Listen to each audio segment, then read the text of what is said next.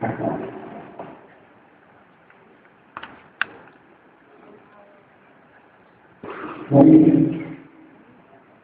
give thanks to God for giving us our Blessed Mother as the model disciple, the image of the Church. And we thank God for her, especially in giving us a model of a Christian way of looking at sorrow. You know, the celebration of the feast of Our Lady of Sorrows can be a bit confusing.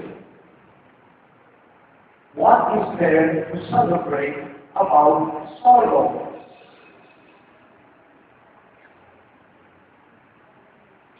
It's not the Church glamorizing sorrow. It's not the Church even falsely propagating a distorted type of mentality that says that sorrow is good.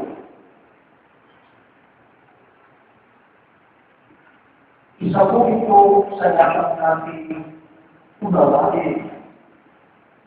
Ano nga ba ang ating pinagdiriwang kapag kapistahan ng mahal na ina ng hapis?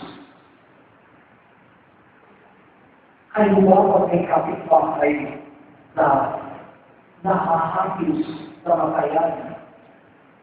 Nagpapadala ba kayo ng congratulatory card? Kapag wala merong nahahapis, kayo ba ay nagpipag-awayan? Pero bakit itinagdiriwang ang Our Lady of Sorrows? Is there anything to celebrate? And the answer is yes, there is. But we have to discover what it is that we are truly celebrating. Probably the Lord will forgive me if I don't dwell on the two readings for today. Let me dwell on this mystery of the sorrow of the Blessed Mother, which is a model for us of Christian discipleship. The most dramatic presentation of Mary as Our Lady of Sorrows is found in the Gospel of St. John, where Mary stands at the foot of the cross of her Son, Jesus. Jesus, the innocent one, condemned to death, a shameful and humiliating death. His disciples left him alone. Lahat ng namako na sila ay magiging tapat sa kanya. Nung siya ay tinakip, hinilang, nagtakbuhan, nag-iisa si Jesus. At ito ay ang kamatayan, hindi ng tunay na kriminal, kundi ng isang inosente. Inosente ako na anak ng Diyos. And when everyone had already abandoned him, and even God was quiet, God seemed to be distant. Who was there at the foot of the cross of Jesus? Mary, his mother, and the other women, and the beloved disciple. What is the quality of the sorrow of Mary, which is very similar to the sorrow of Jesus Christ? There are many times in the Bible when Jesus expressed his sorrow. Maraming pagkakataon sa Biblia na si Jesus ay nakapis. Kaya may puwang sa Christian spirituality para sa sorrow, para sa hapis. Kailangan na natin matutunan ano ba yung nakahapis kay Jesus at kay Maria. Mahaba kung kala kayo nito, baka abutin tayo mag-fiesta. Pero ako po ay magbibigay lamang ng ilang punto. Una, si Jesus at si Maria nahapis, nagdusa dahil sa kasalanan ng mundo. There is a quantity of sorrow that someone experiences because that person is holy. Who suffers the most when he or she sees sinfulness, evil around us? The Holy One. Sino ang nagdurusa? Dalagang kasalanan sa mundo. Yaong banal. Kasi, kung makasalanan kami, hindi ka magdurusa dahil sa kasalanan ng mundo. Sa katunayan, baka masaya ka. Kasi, kasabwat ka. There is a kind of sorrow that only the Holy Ones can experience. It is a sorrow that is experienced by someone who is contrary, exactly the opposite of evil and sinfulness. Nabibigyan ko ako ng halimbawa sa ordinaryong buhay. Sino ang nagbubusa kapag ang atma, hindi na lang ang gayon, halimbawa namin? Sino ang nagbubusa kapag ang atma ay disipunado? Yung kahusay sa puso. Yung disipunado na, hindi nagbubusa. Bakit? Eh, hindi naman siya nakakastigil. Kung ano ang disipunado, ano ang tama. Sa kanya, pupunto naman no. Kaya kapag sinabi mo, uy, natatreda ba? Hindi siya nagpupusa. Kasi disipunado siya. Pero, yung very short ang kaiba sa musika. Naku, kapag dali-dali ang awit, sorrow ko. Bakit? Kasi ang kaharap niya is that the naturally opposed to what he or she possesses. Naikwento ko sa inyo ang nanay ko na kapag-isdan. Kaya sabay sa pinakre. Dahil may pinakre na luto sa kawali. Hindi ko maintindihan. Pero nakikinapis ng bihal niya kung ang pinagbirit ay dinuto sa alahit pala, sa palayo o sa stainless. Iba raw ang lasa. Eh ako mo, hindi ko malaman ang kaibahan. Basta sa akin, ang pinagbirit ay pinagbirit. Kaya ako minsan po ay pag nasa kami na anyayaman at pinagpit, isang pupunta ako ng nanay ko. Hindi alayo ang amin. Stainless. Ako sinasabi ko, Inay, tumahimik kayo. Hindi tago lang tayo. Okay, nakakaintindi alayo. Pero, siguro sila nasabay sa genuine pinagpit na dapat ay matalayo. They suffer. Now, Our Lady of Sorrows was sorrowful because she was holy. Is that the quality of our sorrow? Are we sorrowful? Are we sad because of evil that spreads and proliferates? Or are we still affected by evil? Or has evil become commonplace? Kapag nakakalimutan tayo, katulad kanina, may ganita, isang pangkay, bakang kapatid, tatakbuhan, sa batis, hubad, at mukhang ginana. Do you feel sorrow? O baka wala na epekto? Parang, ganda talaga, hindi mo na nire-rate. Kung hindi tayo makakapis, something is terribly wrong.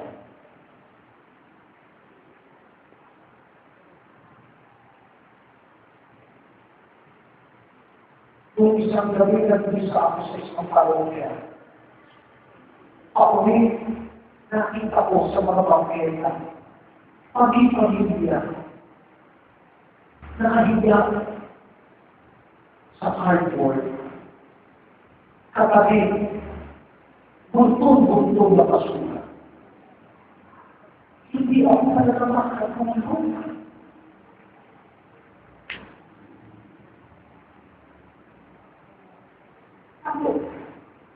Ano nangyayari?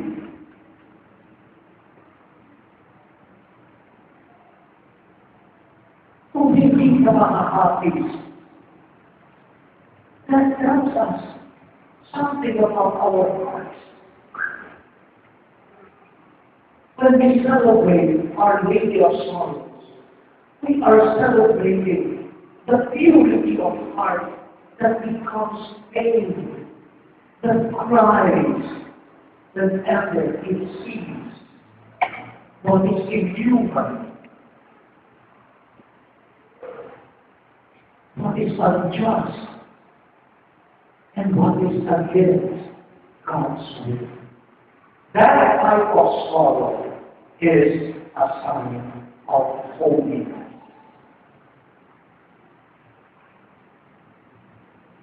Kaya ang unang tanong sa atin, ano ba ang nagpapaligaya sa atin? At ano ba ang nakakapagpalungkot sa atin? Kalimitan, ang lungkot natin ay hindi dahil sa kabataan. Nalulungkot tayo kapag hindi nakukuha ang gusto natin. Nalulungkot tayo kapag naisahan tayo. Nalulungkot tayo kapag hindi naano sa wete. Nalulungkot tayo kapag hindi ko naisahan ang ating kapwa. Nalulungkot tayo kapag hindi tayo makagaling. Ang lungkot natin, hindi dala ng kabataan. Kundi pagkalungkot dahil ang nakapagpanaw ay hindi nangyari. So the sorrow of Our Lady is a real challenge to the world. What makes you happy? What makes you sad? And where is holiness there? Yan po ang isa. Ang ikalawa po ay ito. Mary, standing at the foot of the cross of Jesus, was sorrowful, wearing her son. It is a sorrow that is an act of solidarity and communion. Just like the other disciples, many could have abandoned Jesus. Kung yung iba pa, iniligtas ang sarili at iniwanan si Jesus. Kung pwede rin naman na si Maria ay tumayo na rin, pero hindi niya yung gagawin. Bilang ina, makikipag-isa siya sa hapis sa kanyang anak, ng kanyang ginawa. Sa mga magulang na nandito, di ba po, kapag ang anak ninyo may sakit, di ayaw nyo pumasok sa inyong trabaho. Gusto nyo, doon na lang kayo. Gusto nyo katabi ng anak nyo. Gusto nyo nakikita nyo ang anak nyo. Para hindi ka mapanagpag. Kapag malayo ka sa iyong anak. Siyempre, naghihirap ka rin. Pero hindi ay paghihirap. Dala ng activity.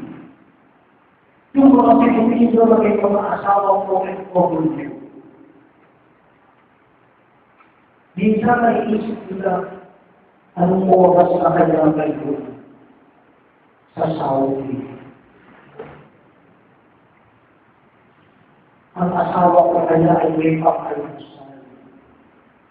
Kaya kayo, parang hindi makakain. Kasi baka ang asawa ninyo ay wala pang pagkain. Kung kayo ay nakakain na mga na hindi nyo naiisip kung yung asawa nyo ay may pagkain. Naku. Malayo sa OurLadyofSorrows. There is a state of being sorrowful that comes from solidarity with those who are suffering. And that is only banal ang pag-uusap kung ito ay bunga ng pagmamahal na nag-uudyok sa akin makipag-isa sa iba pang nag-uusap. The way Mary's sorrow was an act of communion, an act of love. Kaya, kahit may kaligan ako para makapagmasaya, pero dahil meron kita na nangangailangan ang aking pagdamay, maaari kong iwanan ang sarili aligalaman. Kahit na ako ay ma-perish na aking pag-ibig ng pakikipag-isa sa nagpulis. The sorrow of a woman who cannot rejoice over evil. The sorrow of a woman born out of love and solidarity with her son who is suffering. At kung ganyan po ang sorrow, kung ganyan ang happiness, then we know there is something to celebrate. Why? Because this sorrow of Mary is not a sorrow that leads to despair. Hindi ito happiness na nagiging desperado. Because the root is holiness and love, this sorrow is the source of hope. Ang ganitong uri ng happiness ang nakapagbibigay pag-asa sa mundo. Hindi ito sorrow na umuwi sa pessimism, na umuwi sa napakadilim na pag-ibig sa buhay. Hindi. Hanggang merong kapanalan, merong pag-ibig na nagbibigay ng pusa, mayroong pag-asa. Dahil ang kapanalan at pag-ibig ang magpapabakbo sa mundo. That's a paradox, but it is only sorrow that leads to hope and not to despair. That's why there is reason for us to celebrate the feast of Our Lady of Sorrow. Hindi totoo na tayo mga Katoliko ay morbid. Hindi totoo na tayo mga Katoliko ay pessimistic.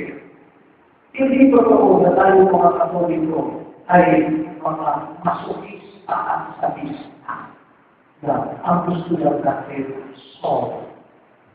depende sa mga uri ng sorrow. Kung ito ay hapis dahil sa kabanalan, kung ito ay hapis dahil sa pag-ibig, ito ang uri ng pagkahapis na kailangan ng mundo. Ito ang uri ng pagkahapis na uuwi sa pagkilos para babae ang takbo ng sangkatao. Without sorrow, you will not act. Tandaan mo bigyan, kung walang hapis, wala tayong gagawin para magpago ang takbo ng buhay. Tignan ninyo, noong lupa at maraming hapis, nag-aanapasan. Bibisi ng kasero, mag-abili ng mga mundo. Kung hindi pa nahapis, hindi makikilos. So, sorrow can be a source of hope and transformation. There is reason to celebrate, but let us be clear, what is it that we are celebrating? The Our Lady of Sorrows is not a cute figure feast. This title of Our Lady challenges the source of our joy, challenges our capacity to be in solidarity with neighbors, and it challenges us to be people of hope and renewal of action towards transformation. Let us pause and allow the image of Our Lady of Sorrows to challenge us.